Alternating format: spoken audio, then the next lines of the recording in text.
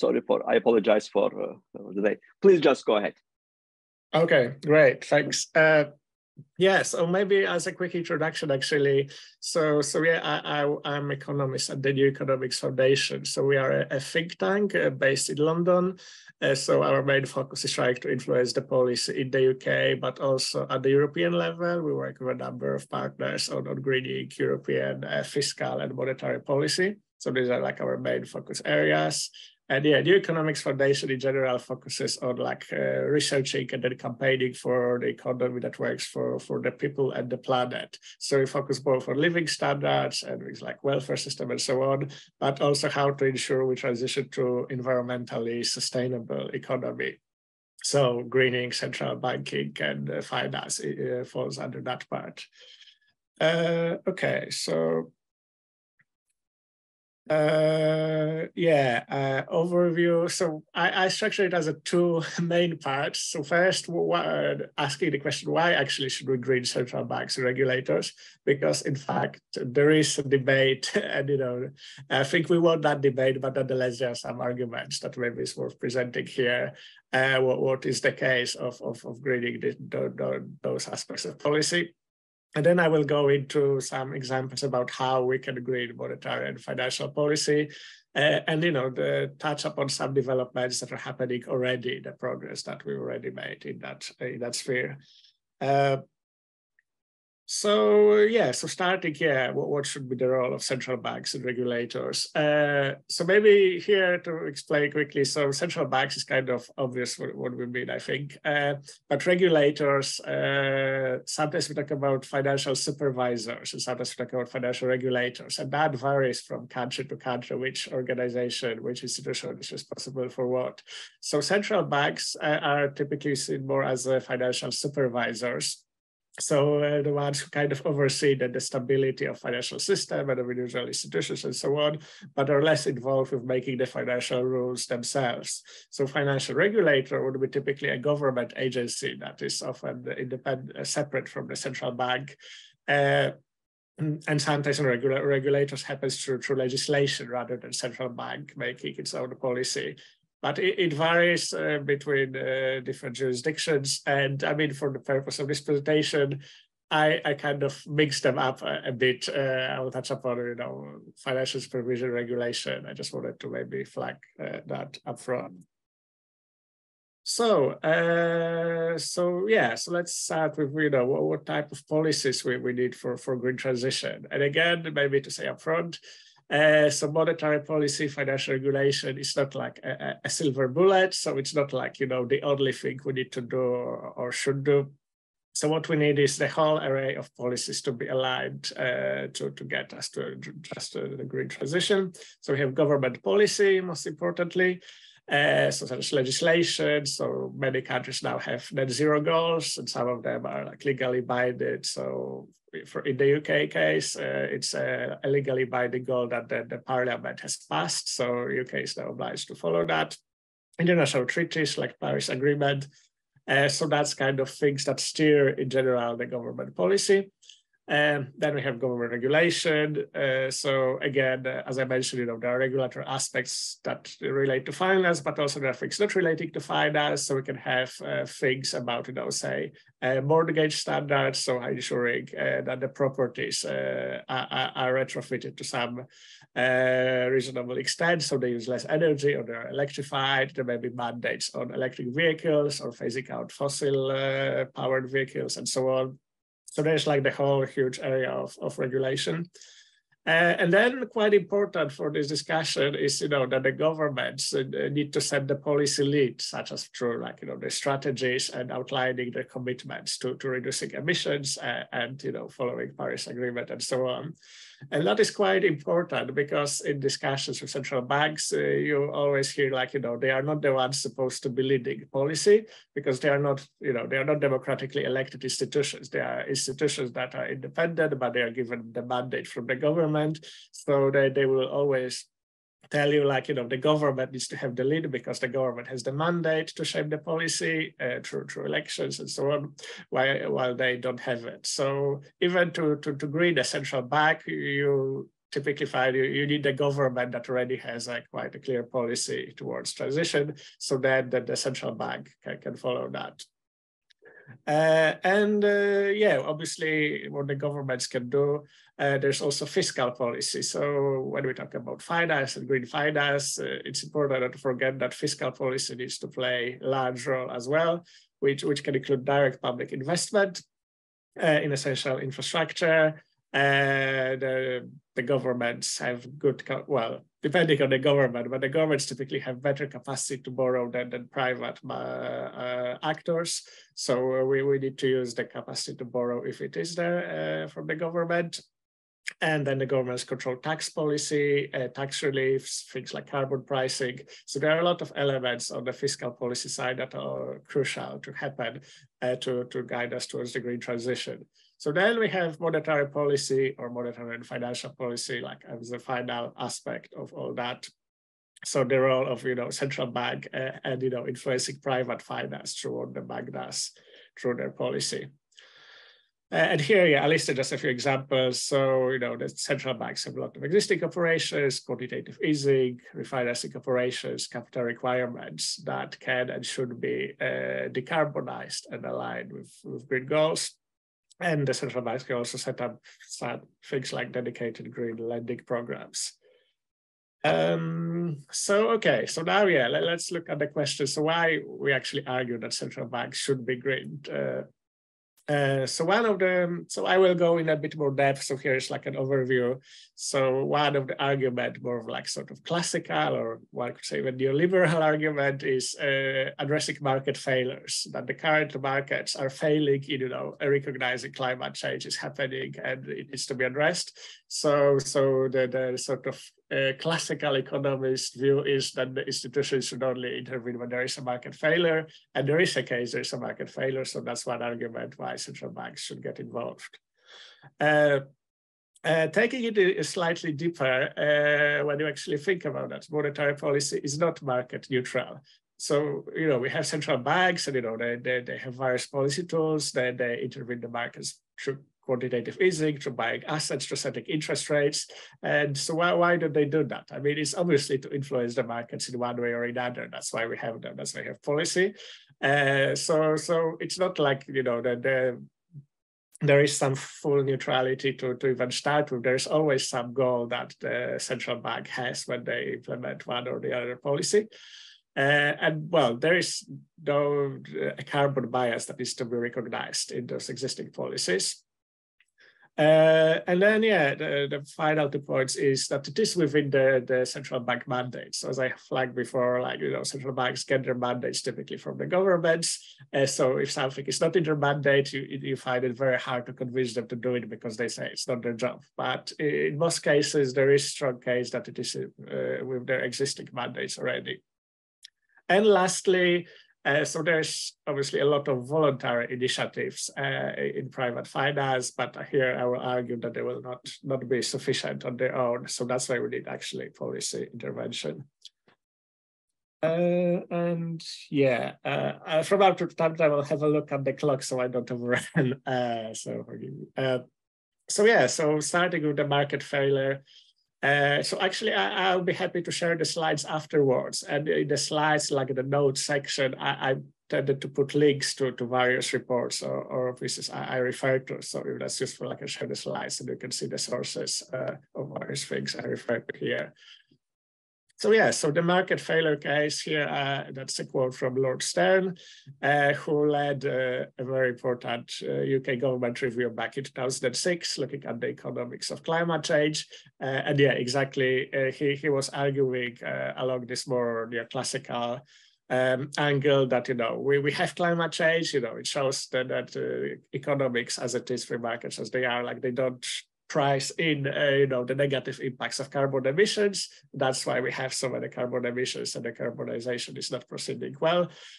So it's kind of like externality that, you say burn or produce fossil fuels and you make profit out of that, but you're not facing costs of what it will do to climate and the disasters that will follow from climate breakdown in the future decades. So the idea is that the policy needs to intervene to internalize those social costs. So the argument here is mainly towards carbon pricing, so something to what the government should do to impose a sort of basically direct tax on carbon emissions. But the argument has been also frequently used to say why central banks and financial regulators should intervene. And yeah, so here, we can look at the market neutrality myth and the carbon bias. So here I pasted one chart from one of reports by NEF, by the Economics Foundation, about just spotlighting one of the central bank policies. So here is the ECB, the European Central Bank, and its quantitative easing program. I think the version, 2017, so it's from the data from, actually 2020. So, well, nonetheless, so quantitative easing. So the ECB creating a lot of new money to basically intervene the markets to purchase assets. And so what the ECB always insisted on is that, it's all market neutral, that they will all buy, assets in, some fixed percentage to their share in the total asset universe. So say if, companies that, produce fossil fuels, if they are 20% of the market of companies that issue bonds, then, the ECB will try to buy about 20% of their total asset purchases into that sector, and so on and so on. So that was like the argument that this will be market neutral. So the ECB will not be making the policy, will not be doing industrial policy. It's just to influence the financial market overall in a fairly uniform manner. But here the research, there's been a lot of research done since. Here is some done by academics that work with NEF. And that showing that, actually, this asset universe that ECB defines as neutral is not neutral at all, because it's constructed predominantly from carbon-intensive companies, say transport, utilities, and so on. And they have a much bigger share of this asset universe than there is their share in euro area employment, or, for example, euro area GVA, so gross value added. So basically, how much contribution they actually make to the economy. So by saying their quantitative easing program was neutral, in fact, the ECB is providing very significant support towards fossil-intense industries compared to other industries, just because they are disproportionately represented in that program. So that's already one aspect of inherent carbon bias. And just to say, why quantitative easing is helping those sectors. So when the central bank makes some assets eligible for the quantitative easing programs, and then they buy a significant amount of that, like one of the impacts is tends to lower the borrowing costs of the companies that issue that type of asset. So it's not necessarily to be like, handing out the money directly to those companies, but just by this intervention, it means, a lot of those assets disappear from the market, so the demand for them may increase. And, everybody who looks at those firms says, oh, the ECB says it's a good company because they are buying their assets. So there's a lot of security in this type of lending. So that tends to lower borrowing costs for those firms. And here, and it's been, and I will go to that later, but it's been since recognized that in fact there is this carbon bias. And the ECB began to make some changes that I will quickly discuss later. And here, I put the picture of Isabel Schnabel, one of the ECB executive board members, who also talked about this topic that maybe market neutrality indeed has its flaws. Maybe we should talk about market efficiency. So that's kind of her way to put it in maybe more classical econ speak, that, that there is the problem and we need to address it. And so then, another argument is, so we're going more towards more progressive arguments, is that maintaining the system as it is without like intervention to green the monetary fiscal financial policy, it kind of leads to climate finance doom loop. So that's like something coined by Finance Watch, another NGO working on green finance. that basically finance, it's not neutral in a sense, because the more finance flows towards sectors that produce or burn fossil fuels, the more climate damage this causes, because the more we have the emissions. And then in turn, the more we have the emissions, the climate will continue to worsen, and then that would result in, well, increased frequency of various natural catastrophes. I mean, all the scientific reports talking about how much worse things will get with increasing global warming. And then, when we have those disasters happening, that will obviously have impact on the real economy. And when there is impact on the real economy, the impact will hit back on the financial sector eventually through financial losses and economic instability and so on. But because this will happen mostly over a longer term rather than like a very short term, like 1 to 3 year window that most financial institutions tend to operate, and again, they kind of ignore it, they focus on short-term profits, and they don't recognize that over time that will rebound even on the financial sector itself, apart from all the other damage that's happening. So here I say, that the decisions taken by financial regulators today to discourage polluting activities and steer finance away and towards green investment, that will influence the future trajectory of climate change, making it less bad, so avoiding some future losses and instability. And then, coming back to the voluntary initiatives. So here I pasted like a table or like a summary that we and our partners at Positive Body UK, another NGO working on that, kind of identified as the main things why disclosures only approach will not work. So I mean disclosures only. So basically that's where we've seen the most, say, progress or movement in regulation of finance is basically the governments and central banks pushing for firms and financial firms to basically disclose their climate risks. So basically to put like, in their annual statements or other like publications that maybe we made this amount of lending to fossil intense or carbon intense industries, and maybe that's our exposure to climate risk. And the theory goes that, if those firms put their climate risk, identify them, put them in like sort of public domain, and so investors can look at that and see which firms are exposed to climate risks. And it's not even to say that just the banks themselves, but like, actual real economy firms, so car producers, utility companies, and so on. Then investors will say, oh, those firms have significant climate-related risks, so we will invest less in them, or we will demand, higher costs to lend to them, and that will then have the impact of kind of magically shifting finance away from those activities to the ones with less climate risks.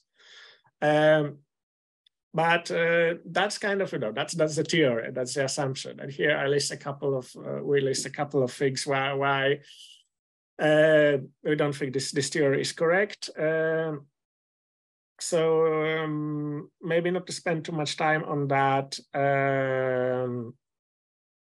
I think maybe one of the elements is that this approach is kind of just very slow because, that those disclosures take a long time to come through. And then we just hope that, in the next couple of years, maybe investors will read them and shift their capital to where we need. But obviously we need a very fast pace of transition. We need to very radically curb emissions in a very short time frame already to have any chance to get towards 1.5 degrees.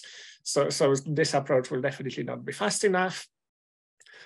And that's basically the effectiveness of disclosures assumes that we can in fact quantify the risk. So when the financial actors, investors will look at that, they can maybe have some financial metric to tell them, oh, I can lose this much money, or it is by this amount more risky to invest in this firm.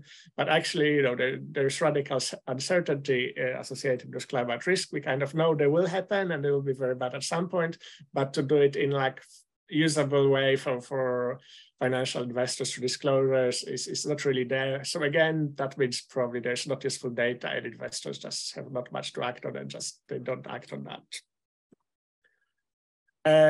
And so I mean, on the other side of that, so here I give an example of UK, like we need to massively increase investment into transition, so into energy efficiency, into clean energy, into decarbonizing all the sectors of economy.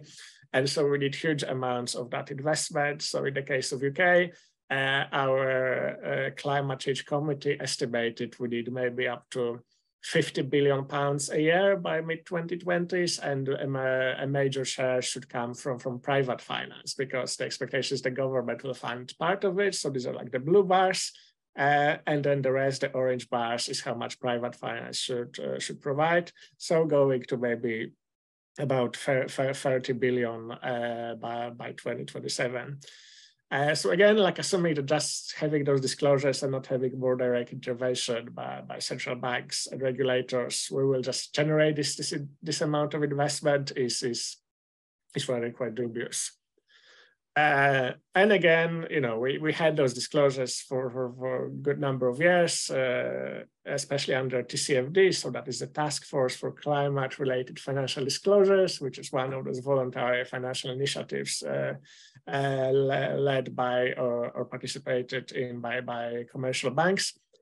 So that was in place for a number of years now, but nonetheless, it doesn't seem to have that much impact on finance going towards fossil fuels. So here again, it's like a snapshot of what was happening to UK. So when we see the reduction, it was mainly, you know, investment after the COVID pandemic hit, and a lot of investment was put on hold. So that's mainly the reduction in the final years, 2020 and 2021. But nonetheless, this very significant flows continue to go towards fossil fuels. So again, we don't really see the disclosures working much, if at all, and definitely up to slow pace, even if they're doing something. And here, maybe for a global picture, well, just quickly coming back to amount of investment we need. So the blue bars here is amounts of money going towards fossil fuel industry. I kind of wonder what happened with the scale to that graph. Maybe I will need to update it and share it, because there's like trillions of dollars. I think I must have cut it out by mistake. So the estimate is that basically we need the ratio to change to about 4:1. So we will need over the coming decade at least 4 times more investment into clean energy than fossil fuel investment. I mean, some fossil fuel investment will still continue for before we are able to fully decarbonize. But generally, we need that massively more invest in clean energy. But as this graph shows, actually, though, the proportion was almost inverse up until recently, and only by 2021 we might have got to about 1:1 ratio, but it's still very, very far off from 4:1 towards clean energy. And lastly, so here a bit of a snapshot of some research we've done in the UK. So we talk about, you know, high-level climate goals, reducing emissions, tackling climate change. So it's all hugely important.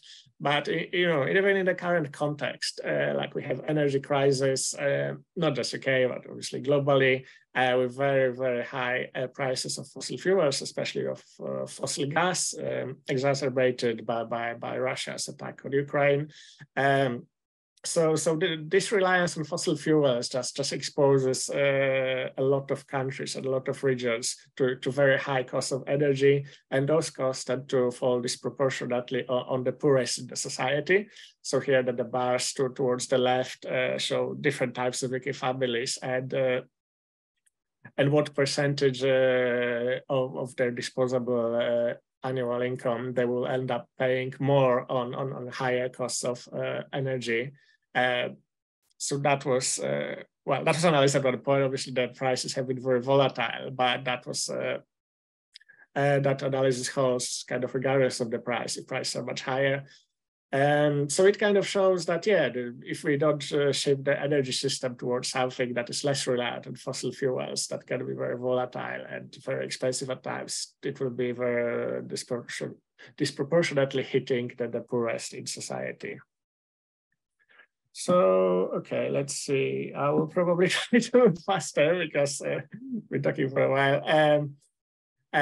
So then, yeah, why it is in the central bank mandate? So through 2 main channels, through primary mandates that those central banks have, so to maintain monetary and financial stability, but also through secondary mandates, so-called secondary mandate, where most central banks have in their mandate the objective of generally supporting government's economic policies.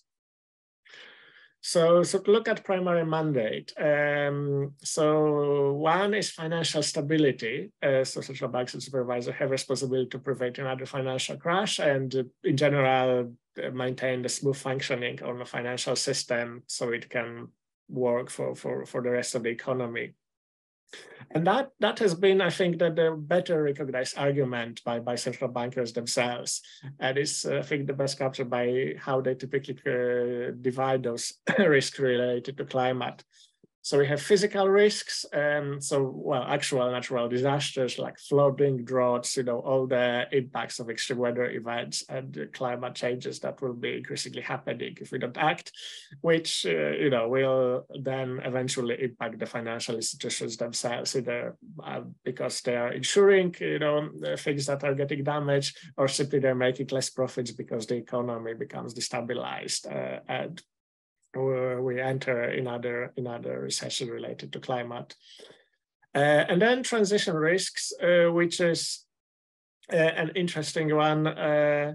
So basically recognizing that if we actually are serious about meeting our climate goals, like most of the fossil fuels just need to stay in the ground. So a lot of investment in exploration of fossil fuels will just need to be shut down before its projected lifetime, and it will not generate profits. Because, if you are serious, we need to very rapidly reduce our usage of fossil fuels, and those assets will become stranded. And if we don't have intervention early on, we will allow more and more that investment that then may need to be shut down very quickly. If we hit some climate tipping point and everybody suddenly recognizes what a mistake it was not acting on climate early. And then if we have like a very rapid collapse of, say, fossil fuel industry, that will have financial repercussions that will hit the wider financial system. And then monetary stability, that is something that has been less recognized until recently. So here I will just flag, by continued reliance on fossil fuels, we're exposed to what is unmentionable from the ECB again, labeled as fossilflation. So we are exposed to very high fossil fuel prices or very high volatility of those prices. And then, that a lot of inflation, most of inflation, for example, in the EU and the UK, is driven simply by the price of energy, and more recently by the price of food, which are imported inputs. So to an extent, we can reduce our reliance and move towards renewables, and then that will obviously help with price stability going forward.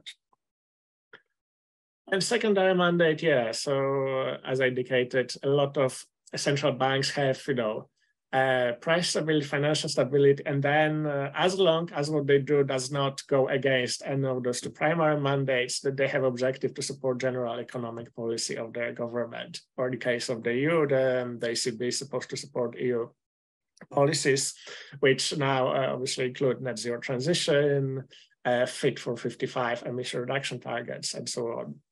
And here, I just a quote from Frank Elderson from the ECB, who acknowledges that the secondary mandate is also a duty. It's in the treaties in the EU, so it's not for the ECB to just decide not to do it. That they should do it because they're required to. And so, what is to be done with all of that? So again, I will look to those two main areas I discussed: monetary policy and financial supervision.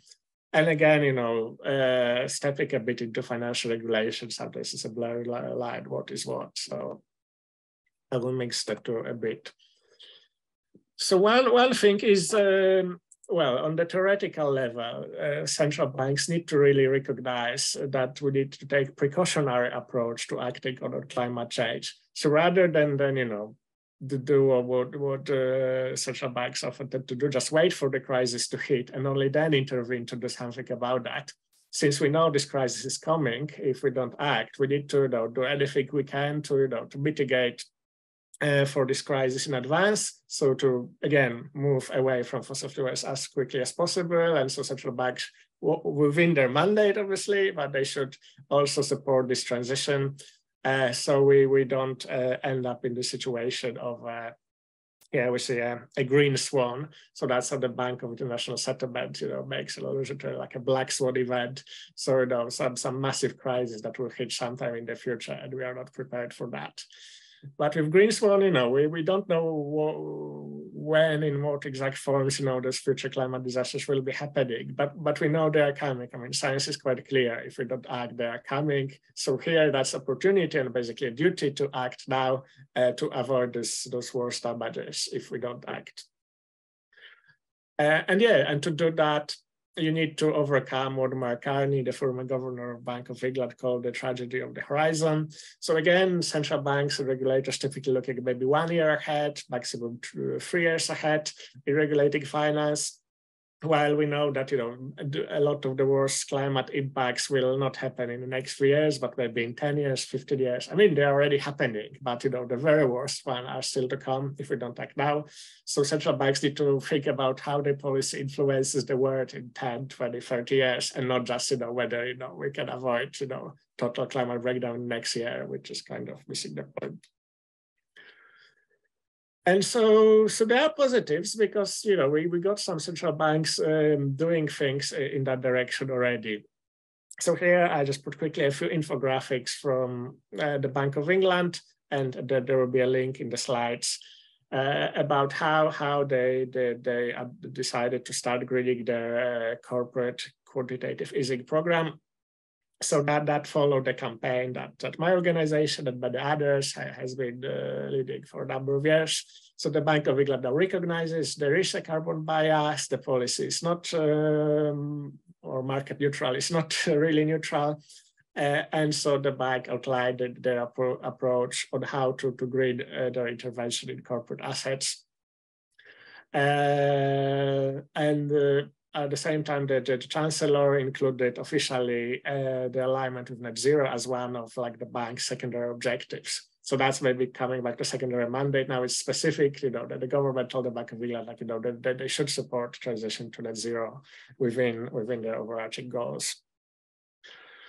And similarly, at the European Central Bank, so NEF and others have worked on a campaign to influence the big strategy review that the European Central Bank had about a year and a half ago to include climate considerations. And the European Central Bank committed to include them in a number of policy aspects, including, again, corporate bond purchases, or QE, their collateral framework. So basically, the way in which the ECB engages with private sector actors and what type of assets it accepts as collateral when it lends to them, which is actually very important because there's a lot of this type of activities happening. So the ECB will begin to require that assets of fossil fuel companies, for example, they need to be lesser and lesser share of this collateral that private firms will provide, which again will make those assets less valuable and seen as more risky, and that will be helpful towards green assets. And I mean, typical stuff of disclosures and risk management. So there is progress also on that roadmap there. And maybe coming to the financial supervision side. Here, there is a lot of debate, definitely, in the international community and among central banks. But so far, the recommendations have not really gone very far. So the Basel Committee, so this international committee of central banks that tries to develop some international level regulations, basically the Basel framework, that was what has been developed since the financial crisis in 2008. It recently produced a number of recommendations about how supervisors, central banks, should engage with the banks and insurers they oversee to deal with climate risks. But so far, the recommendations don't really go far enough. It's mainly about engagement and telling the banks they should do better on climate.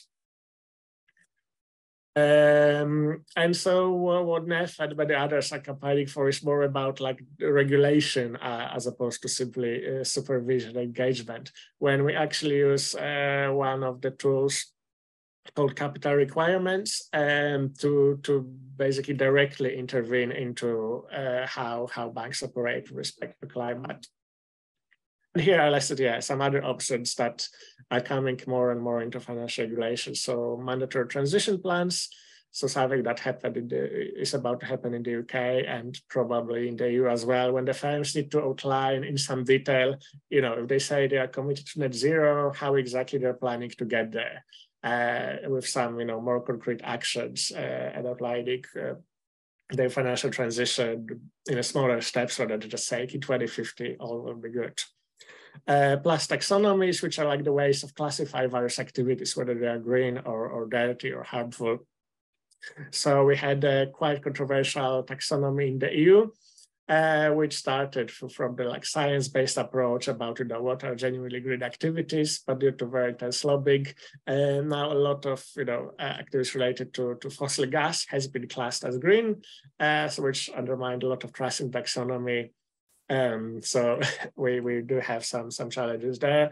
UK is right now developing its own green taxonomy, so with others we try to push it in a better direction to avoid the mistakes that the EU has made. And so probably going towards the end fairly soon. So maybe I will focus on one particular policy intervention, so coming back to capital requirements. So capital requirements is basically an element when the banks may make loans, where they lend money. They need to ensure they have some minimum amount of capital in case those loans go bad or not repaid, so they can survive without having another government bailout, as happened in 2008.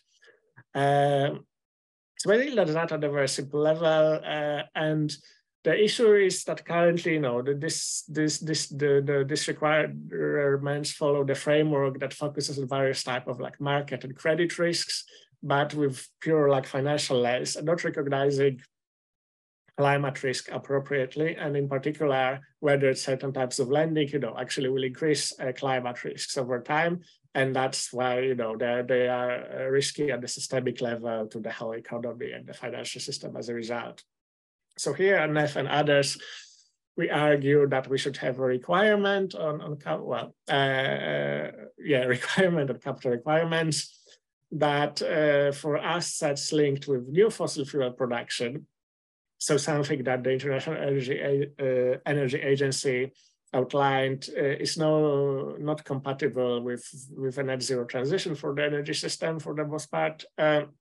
Those institutions would need to hold £1 or €1 or $1 of their own funds to cover for potential losses and just recognize the high risk of these activities, whereas now that would be just a small percentage of the amount they lend.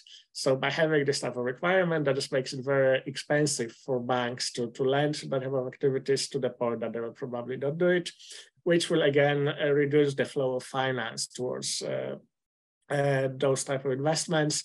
And encourage finance to flow in the other direction.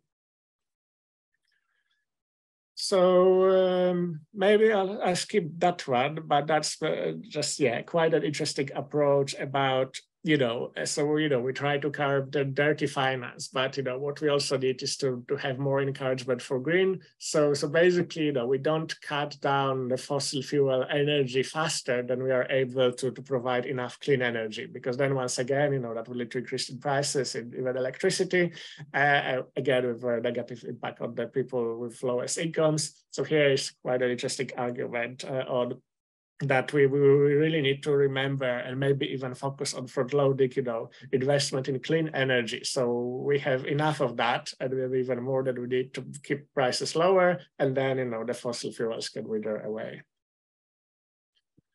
And coming to so that's hopefully the last point I wanted to make. I don't remember now, how we can label this whole set of policies that central banks and regulators can and should do to steer finance. So we can call it credit guidance. So something that the central banks historically actually did a lot, even in Western Europe, and central banks in Asia, for example, in China, in Japan, in South Korea, have been doing and are continuing to do even now. So rather than just let the markets be and focus on setting interest rates and believe in market neutrality, and that central banks should recognize that some activities need more finance and they should be supported, and some activities are actually harmful, and we need to reduce the flows of finance there. So that's like the general concept. So here, I put two tables from two academic papers showing how the approach of central banks currently, which focuses in terms of climate, focuses very much on seeing climate as a financial risk, could be shifted towards thinking more about what are the outcomes that we want to achieve with our financial system. And so that's from one of our own reports, looking deeper into one particular tool, so refinancing operations, which is when central banks basically provide cheap funding to commercial banks on the condition that they then provide, again, cheap loans to the real economy, firms and households. So those programs have been very popular already. In the ECB, it's known as TLTRO, the Targeted Long-Term Refinancing Operations, the Bank of England's equivalent. Like most of G20 economies have some sort of program like that. But these have come with no environmental conditions whatsoever until now. So here we argue that we need actually a dedicated green program, especially now in the context of higher interest rates, to steer credit and ensure cheap cost of credit for the green investments we need, such as energy efficiency, housing retrofits, and renewables. So concluding, as I said, greening central banks and finance is important, but not a silver bullet. We need to see it in the context of adjusting all policies as necessary.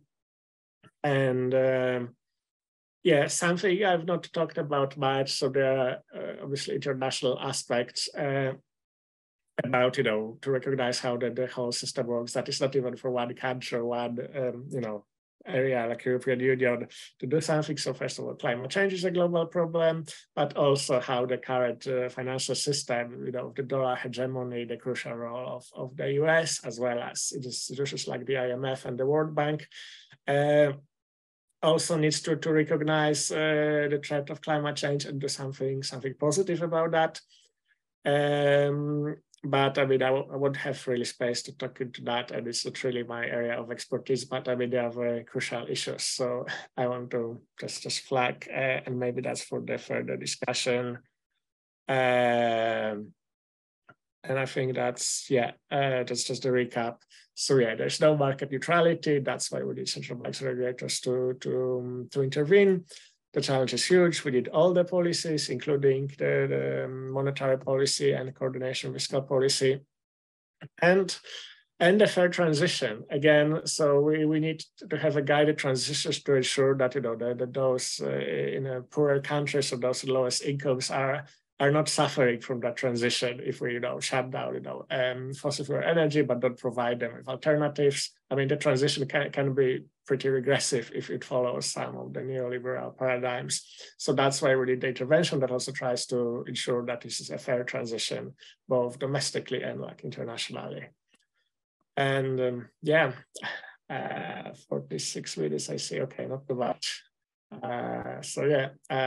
Open to questions now. Terrific. Thank you so much, because it was fantastic. Colleagues, questions, comments, any interventions?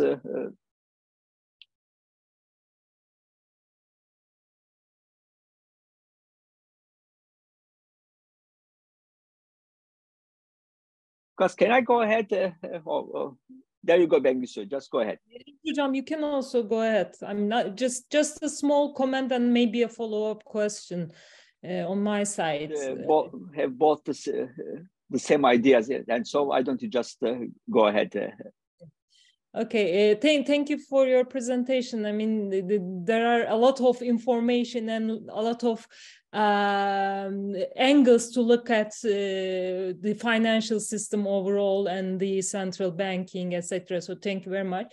But my perception from the Turkish side is that, it was not easy to open up the central bank question in Turkey. Erinç Hoca and Burcu Hoca has been working on this issue for a very long time, and our central bank is not open to discussing such subjects yet. But what I see from the perspective of the mandate of central bank is that, bringing up the inflation question and the role of fossil fuel prices on the inflation is a very nice hook, actually. And I think it is easy to pick up the question from that angle as well, because it's very popular globally. How do you see it? So do you see this inflation question as an opportunity to widen the role of central banks globally as well in terms of, speeding up the transition? Yeah, so that's like something, the angle we definitely have been trying to use in UK and in Europe as well, because given the context of very high inflation now, that kind of also makes it difficulty to argue the climate angle, because now the central banks say, oh, we need to focus on our core job, right? Like there's some inflation, we have the money for price stability, so maybe climate is not a priority right now. So actually, yeah, that's why we kind of, looking at what is actually driving that inflation, that felt like a good way to actually put it on a primary mandate side, because to some extent maybe previously we've been arguing more about the secondary mandate side, so supporting maybe EU policy on green transition, supporting the UK net zero target and so on, and maybe financial stability, which is again like a more of a longer term argument of climate impacts.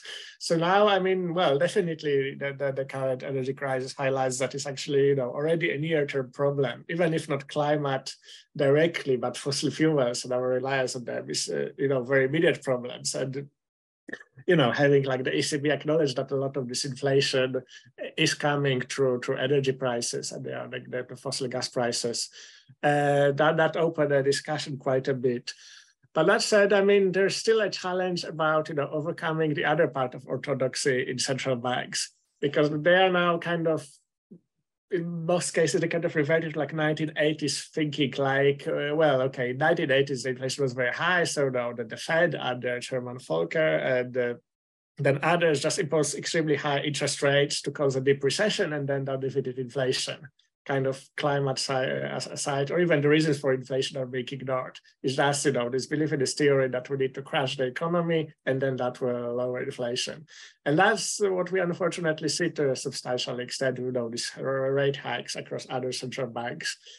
So it is an argument we make, and, it finds some acknowledgement, from various, say, Zara Schlabber, maybe Frank Elderson, but we haven't won that yet. It's somehow, this reverse to the orthodoxy has been very strong. And it's, we have more work to do on campaigning fraud in the coming months and so on. But that said, I still think it's a useful angle to link, the core job of the central bank and showing them they are failing by doing their core job, by, not thinking about, how, fossil fuels impact inflation. And it can be very inflationary in that respect.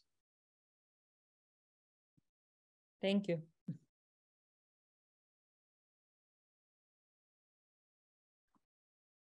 Any other questions, comments, mentions, remarks?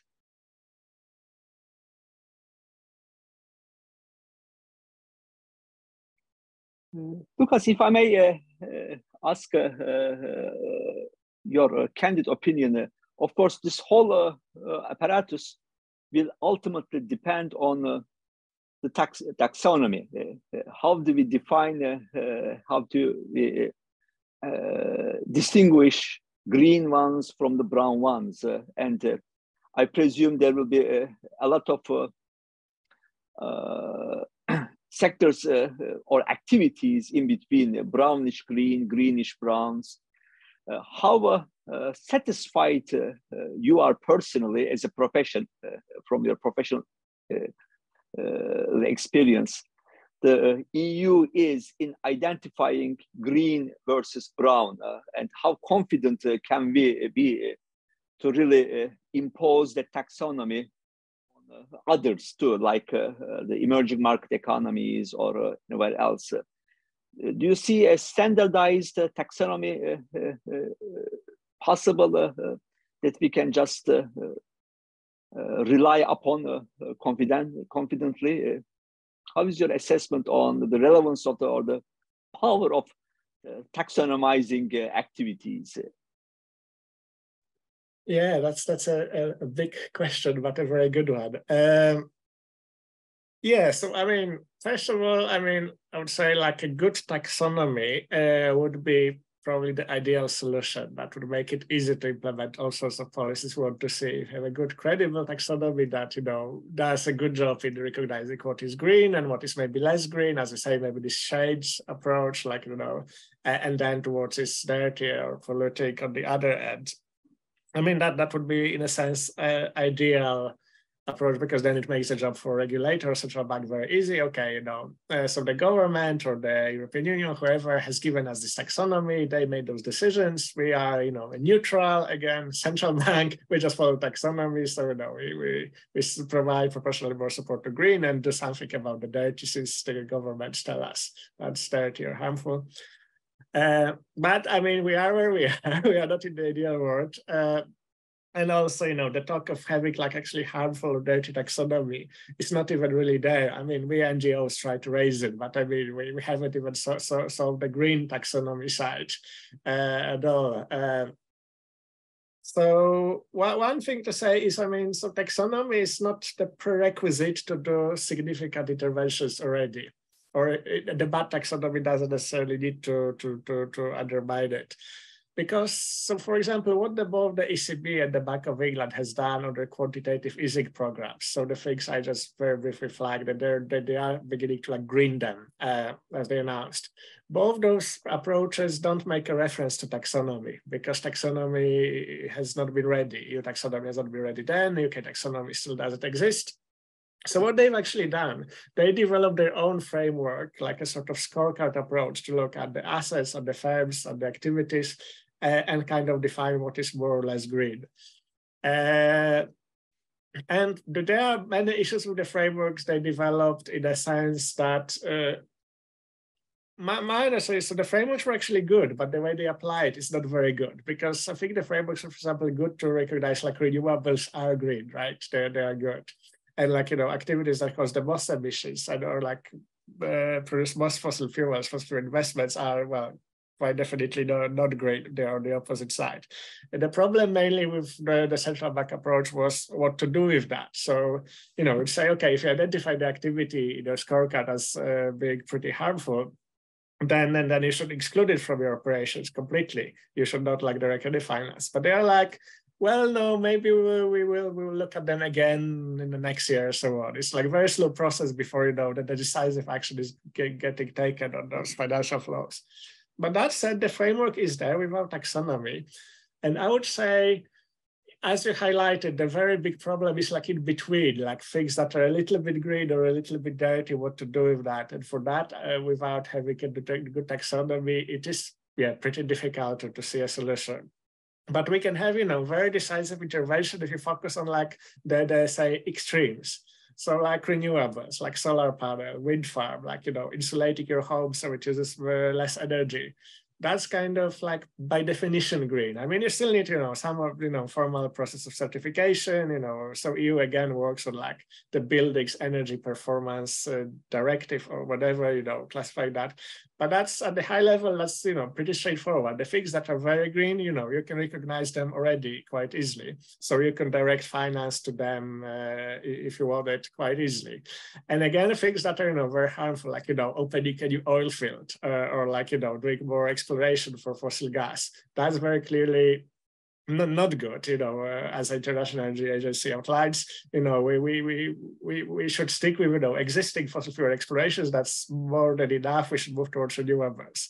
So again, at that extreme, fossil fuels is kind of clear what they are. Doesn't need a very specific taxonomy to identify them. So for example, the rule about higher capital requirements I outlined, again, it kind of takes this approach rather than try to have a super detailed taxonomy. We just focus on what's the worst and has the very worst impact. So, new investment in fossil fuels, those assets will have the worst impact on climate change. So you should try to restrict finance going that direction. So I would say, this is probably like the most promising approach that does need to wait for taxonomy and, can deal at the both extremes with quite, a lot of important stuff. But what happens in between? I mean, well, first of all, like some EU taxonomy, I think, everybody now kind of follows the EU taxonomy to some extent, as far as I'm aware. I think UK kind of took the approach, yeah, we will mostly like copy paste it and maybe see if after Brexit we can make it more, I don't know, British. But like, EU has set the lead.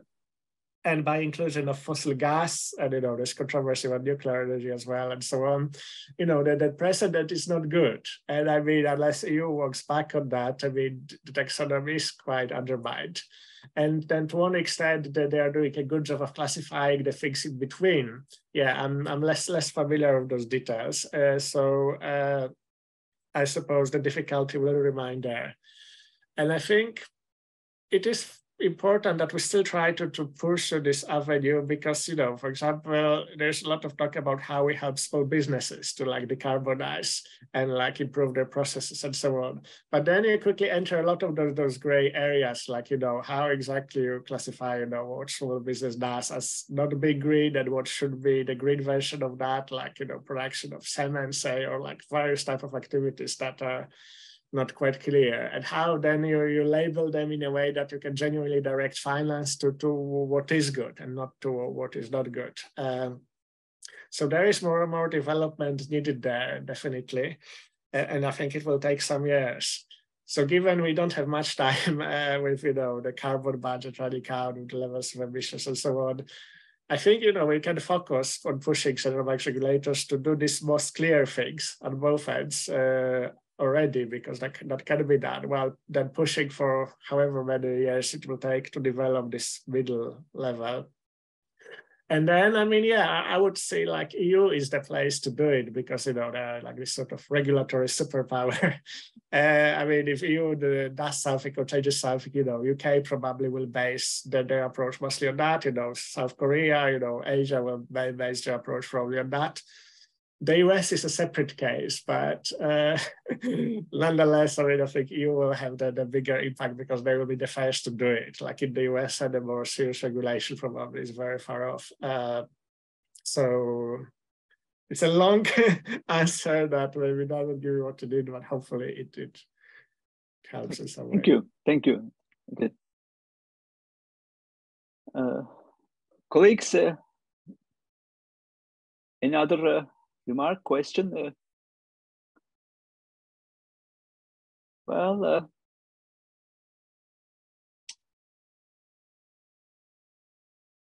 any final words from your side, Lukasz? Is it Lukasz or Lukasz? By the way. So actually, it's Łukasz. Oh, wow, it's okay. Because I'm originally Polish, and it's L with a dash, and then you pronounce it differently, but here I just put it in the English. I should have guessed. Sorry about that. No worries, no worries. I didn't tell you. So final words. I mean, so I've been involved in some, very interesting discussions and workshops about these global aspects of the financial system, which, as I said, I'm very far from expert on that because my work was very much focused on the UK domestically and maybe on what the EU does as well. But, how the system can and should be reformed to work globally. And, for example, for Turkey or like, countries outside from like the, say, rich Western sphere.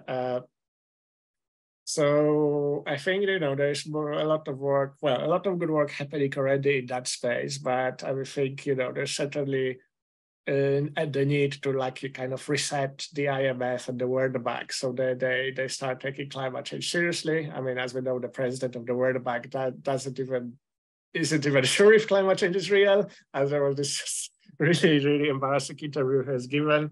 The IMF sound a bit better, but within the neoliberal kind of framework, they don't do any good with that knowledge so far.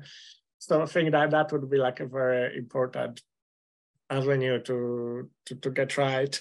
And I mean, well, the COP27 is happening as we speak, so I'll be following what happens there, and I think because this is one of the those areas when those global level issues are being discussed. So COP tend to be disappointing often, but this is the avenue we have, and hopefully there will be some progress emerging from this COP conference as well. And yeah, I mean, what else I could add? There is, so, well, maybe there is glass half full, half empty conclusion. So as I said, there's a lot of issues in, greening finance and so on. And I think we made quite a bit of progress, at least, in the markets I focus on in the EU, UK, on, getting this on the central bank agenda, having this recognition that carbon bias exists, that, market neutrality needs to be adjusted, having this whole ECB climate roadmap when they commit to look at and do many things.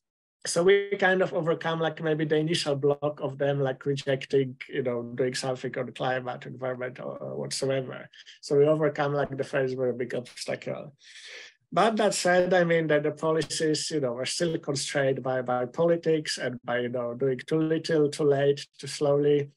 So I think, all of us, focusing on the space have more work to do, more research, but also more advocacy. How do we keep pushing, policymakers, decision makers in the direction to act with more speed and more decisiveness? So yeah, I mean, so we are making progress. So it shows progress is possible, but a lot of work still to do. So for anyone interested in the topic, I think next few decades will be pretty busy. Exactly. Yes, definitely. Well,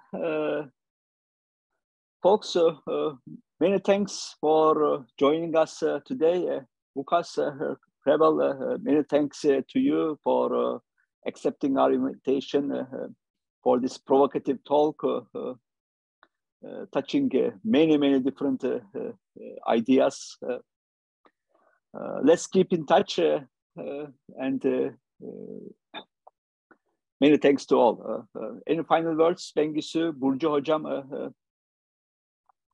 Thank you very much. It was really inspiring. Glad to hear. Thank you. Thank you.